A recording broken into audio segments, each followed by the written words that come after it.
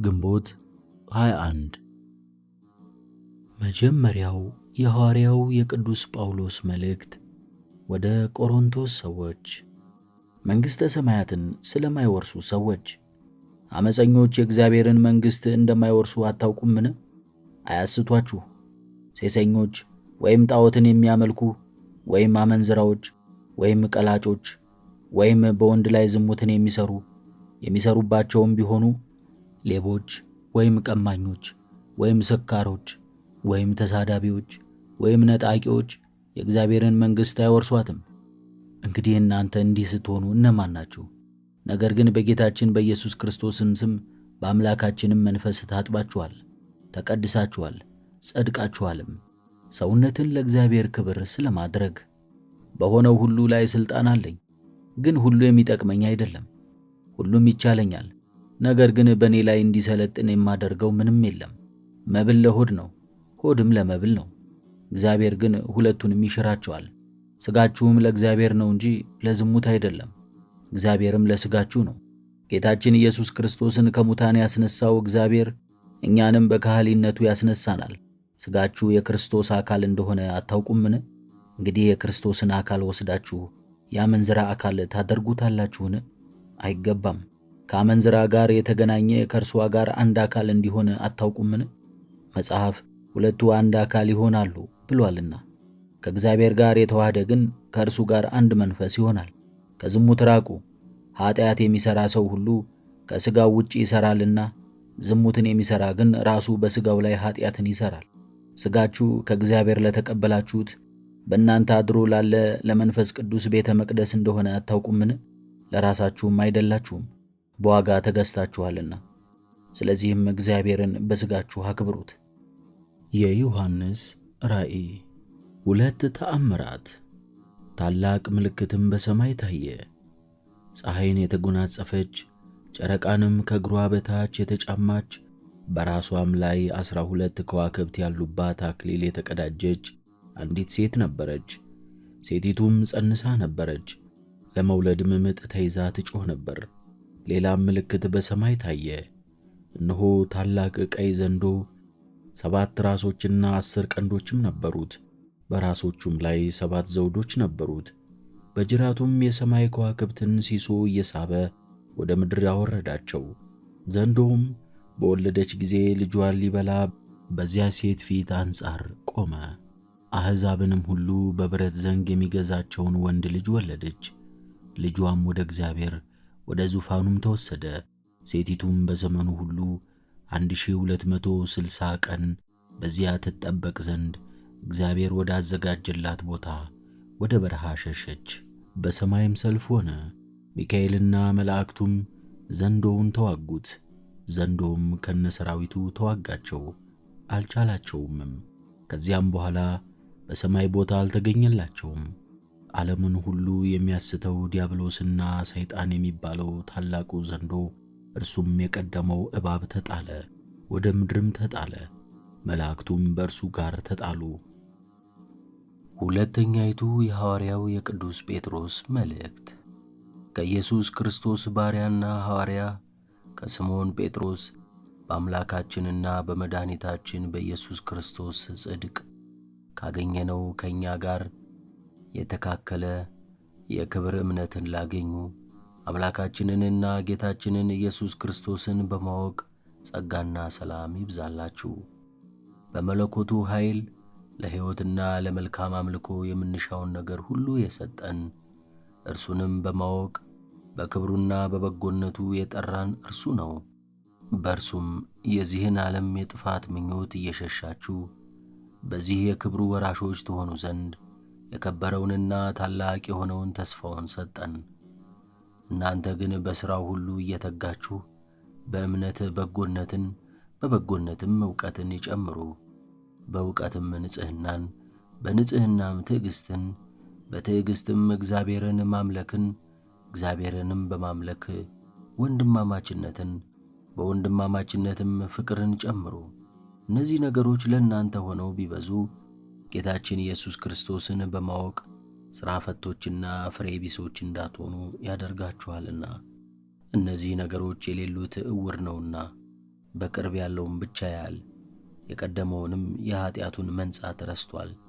ስለዚህ ወንድሞቼ ሆይ መጠራታችሁንና መመረጣችሁን ታጸኑ ዘንድ ከፊት ይልቅ ትጉ። እነዚህንም ብታደርጉ ከቶ አትሰናከሉም። እንዲሁ ወደ ዘላለም ወደ ጌታችንና መድኃኒታችን ወደ ኢየሱስ ክርስቶስ መንግሥት መግባት በምልአት ይሰጣችኋል። የሐዋርያት ሥራ። ሙሴን ተናግሮ እንዳዘዘው ባሳየው ምሳሌ የሠራት የምስክር ድንኳን በአባቶቻችን ዘንድ በምድረ በዳ ነበረች። ኢያሱና አባቶቻችንም በተራ ተቀብለው እግዚአብሔር ከአባቶቻችን ፊት አስወጥቶ ወደ ሰደዳቸው ወደ አሕዛብ ሀገር ከእነርሱ ጋር አገቧት። እስከ ዳዊት ዘመንም ነበረች። ዳዊትም በእግዚአብሔር ፊት ባለሟልነትን አግኝቶ ለያዕቆብ አምላክ ማደሪያ ያገኝ ዘንድ ለመነ። ሰለሞን ግን ቤትን ሠራለት። ነገር ግን ልዑል የሰው ልጅ በሠራው ቤት የሚኖር አይደለም። ነቢይ እንዲህ ብሎአልና፣ እግዚአብሔር እንዲህ ይላል፣ ሰማይ ዙፋኔ ነው፣ ምድርም የእግሬ መረገጫ ናት። ምን ዓይነት ቤት ትሠሩልኛላችሁ? የማርፍበት ቦታስ ምን ዓይነት ቦታ ነው? ይህን ሁሉ እጆቼ የሠሩት አይደለምን? የማቴዎስ ወንጌል። ትሕትናን ስለ ማስተማሩ። በዚያችም ሰዓት የጌታችን ኢየሱስ ደቀ መዛሙርት በመንግሥተ ሰማያት ከሁሉ የሚበልጥ ማን ነው እያሉ ወደ እርሱ ቀረቡ። ሕፃንንም ጠርቶ በመካከላቸው አቆመው፣ እንዲህም አለ፣ እውነት እላችኋለሁ ካልተመለሳችሁ እንደዚህም ሕፃን ካልሆናችሁ ወደ መንግሥተ ሰማያት ከቶ አትገቡም። እንደዚህም ሕፃን ራሱን ዝቅ ያደረገ በመንግሥተ ሰማያት የሚበልጥ ይህ ነው። እንደዚህም ያለውን አንድ ሕፃን በስሜ የሚቀበል እኔን ይቀበላል። በእኔ ከሚያምኑ ከነዚህ ከታናናሾቹ አንዱን የሚያሰናክል አህያ የሚፈጭበት ወፍጮ በአንገቱ ታስሮ ወደ ጥልቅ ባሕር ቢሰጥም ይሻለዋል። ከሚመጣው ማሰናከያ የተነሣ ለዓለም ወዮለት። ማሰናከያ ግድ ይመጣልና፣ ነገር ግን ማሰናከያን ለሚያመጣት ለዚያ ሰው ወዮለት። እጅህ ወይም እግርህ ብታስትህ ከአንተ ቆርጠህ ጣላት። 2 እጅ ወይም 2 እግር ኖሮህ ወደ ዘላለም እሳት ከምትጣል አንካሳ ወይም ጉንድሽ ሆነህ ወደ ሕይወት ብትገባ ይሻልሃልና። ዓይንህ ብታስትህ ከአንተ አውጥተህ ጣላት። 2 ዓይን ኖሮህ ወደ ዘላለም ገሃነም እሳት ከምትጣል 1 ዓይን ኖሮህ ወደ ሕይወት ብትገባ ይሻልሃልና። ስለ ጠፋው በግ። ከእነዚህ ከታናናሾቹ አንዱን እንኳ እንዳትንቁ ተጠንቀቁ። መላእክቶቻቸው በሰማያት ሁል ጊዜ በሰማይ ያለውን አባቴን ያያሉ እላችኋለሁ። የሰው ልጅ የጠፋውን ሊፈልግና ሊያድን መጥቶአልና። ምን ትላላችሁ? 100 በጎች ያሉት ሰው ቢኖር ከመካከላቸውም አንዱ ቢጠፋው 99ኙን በተራራ ላይ ትቶ የጠፋውን ሊፈልግ ይሄድ የለምን? እውነት እላችኋለሁ ባገኘው ጊዜ ካልጠፉት ከ99ኙ ይልቅ ጠፍቶ ስለተገኘው ፈጽሞ ደስ ይለዋል። እንዲሁም ከእነዚህ ከታናናሾች አንዱ እንኳ ይጠፋ ዘንድ በሰማያት ባለው አባቴ ፊት አይፈቀድም። ስንክሳር። ደብረ ምጥማቅ።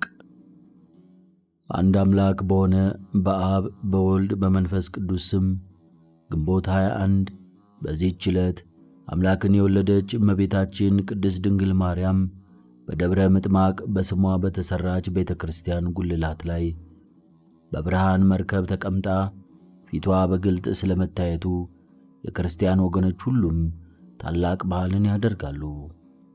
እርሷም በልጇ የመለኮት ብርሃን የተጎናጸፈች ናት። በዙሪያዋም የመላእክት ሰራዊት፣ የመላእክት አለቆችም በየማዕረጋቸው ክንፋቸውን ዘርግተው ይቆሙ ነበር፣ ይጋርዷታልም። ሱራፌልም አጥንታቸውን ይዘው ለንግሥናዋ ገናናነት ይሰግዳሉ። በየስግደታቸውም እንዲህ እያሉ ያመሰግኗታል። አብ በሰማይ ሆኖ ተመለከተ፣ እንዳንቺ ያለ አላገኘም፣ አንድ ልጁንም ልኮ ካንቺ ሰው ሆነ። ሁለተኛ ሰማዕታትም በየማዕረጋቸው ረቂቃን በሆነ ፈረሶቻቸው ተቀምጠው እየመጡ መጀመሪያ ቅዱስ ጊዮርጊስ ከአምባ ላይ ፈረሱ ወርዶ ይሰግድላታል። እንዲሁም ባልንጀሮቹ ሰማዕታት መጥተው ይሰግዱላታል። ከእርሱ በኋላ የሚመጣው በዱሪ ፈረስ የሚቀመጥ ይህ መርቆሪዎስ ነው። ከዚህም በኋላ ሰማዕታት ሁሉ በመከታተል መጥተው ይሰግዱላታል፣ ምስጋናም ያቀርቡላታል። ሁለተኛም ደግሞ የጻድቃን አንድነታቸው መጥተው በፊቷ ሰግደው ይመለሳሉ። ሄሮድስ የገደላቸው ሕፃናትም መጥተው ይሰግዱላታል። በፊቷም እየዘለሉ አንዱ በአንዱ ላይ እየዘለለ በመተቃቀፍም ይጫወታሉ። የተሰበሰቡትም ባዩ ጊዜ ደስታ ይመላባቸዋል፣ በሰማይም ያሉ ይመስላቸው ነበር። እናትና አባቱም የሞቱበት ቢኖር ወይንም ከዘመዶቹ ወይንም ከባልንጀራው ቅድስት ድንግል እመቤቴ ሆይ እገሌን አሳይኝ ብሎ በሚለምናት ጊዜ ቀድሞ በነበረበት መልኩ ያን ጊዜ ታመጣዋለች። ደግሞ መሐረባቸውን ወደ ላይ ወረውሩላታል። የወደደችውንም በእጇ ቀልባ መልሳ ትጥላቸዋለች። ለበረከትም በየጥቂቱ ይካፈሉታል። እንዲህም 5 ቀን ሁሉ ክርስቲያንም እስላሞችም አረማውያንም ያዩዋታል። ወደ ቤታቸውም ለመሄድ ሲሹ በፊቷ ሰግደው ይሰናበቷታል። እርሷም ትባርካቸውና ይመለሳሉ። ለእግዚአብሔርም ምስጋና ይሁን። እኛንም አምላክን በወለደች በእመቤታችን በቅድስት ድንግል ማርያም አማላጅነት ይማረን፣ በረከቷም ከእኛ ጋር ይኑር ለዘላለሙ አሜን። አባ መርትያኖስ። በዚህችም ዕለት የከበረ አባት አባ መርትያኖስ አረፈ። ይህም አባት በልጅነቱ ከአንድ ቅዱስ የሆነ አረጋዊ አባት ዘንድ መንኩሶ ታላቅ ገድልን ተጋደለ። ከዚህም በኋላ ሐመረኖህ ወደምትባል በቂሳርያ ወዳለች ገዳም ሄደ። በዚያም እጅግ በጣም የበዛ ገድልን ተጋደለ። በጸሎት በጾም በስግደትም በሌሊትና በመዓልት በመትጋት እየተጋደለ 67 ዓመት በኖረ ጊዜ የገድሉና የትሩፋቱ ወሬ በየቦታው ሁሉ ተሰማ። እነሆ አንዲት በክፉ ሥራዋ በዝሙቷ የታወቀች ኃጢአተኛ መንዝራ ሴት ሰማች። ጽድቅንና ቅድስናውን በመናገር የሚያመሰግኑትን እንዲህ አለቻቸው፣ እናንተ ታመሰግኑታላችሁ፣ እርሱ የሚኖረው በዱር ነው፣ የሴት ገጽ ከቶ አያይም። እኔን ቢያይ ድንግልናውን አጥፍቼ ቅድስናውን ባረከስኩት ትሕርምቱንም ባፈረስኩበት ነበር። እነርሱ ግን ጥንክርናውን ስለሚያውቁ ተከራከሯት። ስለዚህም በመካከለኛው ክርክር ሆነ። ሄጄ ከኔ ጋር በኃጢአት ብጥለው ምን ትሰጡኛላችሁ አለቻቸውና ገንዘብ ሊሰጧት ተስማሙ። ያን ጊዜም ተነስታ ጌጦቿን ልብሶቿንና ሽቶዎቿን ያዘች። መልካም እጅግ ውብ ነበረች። ፊቷንም ተከናንባ ጨርቅ ለብሳ ወደ በዓቱ ሄደች። ልብሷንና ጌጦቿንም ለብቻቸው በከረጢታ ሥራ ያዘችው። ከበዓቱም ቅርብ በሆነ ቦታ ተሰውራ እስከሚመሽ ቆይታ የበዓቱን ደጃፍ አንኳኳች። አራዊት እንዲበሉኝ በውጪ አትተወኝ፣ እኔ መጻተኛ ነኝና መንገድንም ተሳስቼ ወደዚህ ደረስኩ አለችው። እርሱም በልቧ ሐሳብ በውጪ ብተዋት አራዊት ይበሏታል፣ ባስገባትም ስለ እርሷ ጦር በእኔ ላይ ይነሳብኛል አለ። ከዚህም በኋላ ከፈተላት። በዚያችም በዓት ውስጥ ትቷት ወደ ሌላ ቦታ ፈቀቅ አለ። እርሷ ግን ልብሶቿን ለብሳ ጌጦቿንም ተሸልማ ሽቶዎቿን ተቀብታ ወደ እርሱ ገባች። ከእርሷ ጋርም እንዲተኛ ፈልጋ ከዚህ ማንም የሚያየን የለም አለችው። ቅዱሱም የሰይጣን ማጥመጃው እንደሆነች አውቆ ጥቂት ታገሽኝ፣ መንገድን እስታይ፣ እግዚአብሔርን የማንፈራው ከሆነ እንደኛ ያሉ ሰዎችን ላንፈራቸው ይገባናል አላት። ይህንንም ብሎ ከእርሷ ዘንድ ወጣ። ታላቅ እሳትም አንድዶ እግሩን ከውስጡ ጨመረ።